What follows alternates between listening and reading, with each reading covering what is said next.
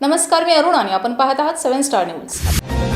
वाळवा तालुक्यातील बहे गावातील मुख्य रस्ता मागील 2 वर्षापासून प्रलंबित असल्याने नागरिकांमध्ये तीव्र नाराजी पसरली आहे। ग्रामपंचायतीकडे वारंवार तोंडी व लेखी तक्रारी करूनही प्रशासनाकडून कोणतीही ठोस कारवाई न झाल्याने ग्रामस्थांचा संताप उफाळून आलाय।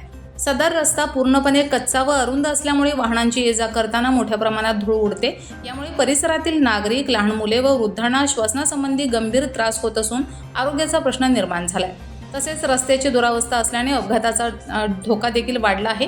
रस्त्यालगतची गटारेही अरुंद असल्याने सांडपाणी साचून आरोग्याच्या समस्या अधिकच तीव्र होत आहेत। या सर्व पार्श्वभूमीवर नागरिकांनी प्रशासनाला इशारा दिला आहे की संबंधित अतिक्रमणावर तात्काळ कारवाई करून रस्त्याचं काम त्वरित सुरू करावं, अन्यथा येत्या 7 दिवसात योग्य ती कार्यवाही न झाल्यास ग्रामस्थ एकत्र येऊन तीव्र आंदोलन छेडतील, तसेच वरिष्ठ प्रशासनाकडे तक्रार दाखल करतील।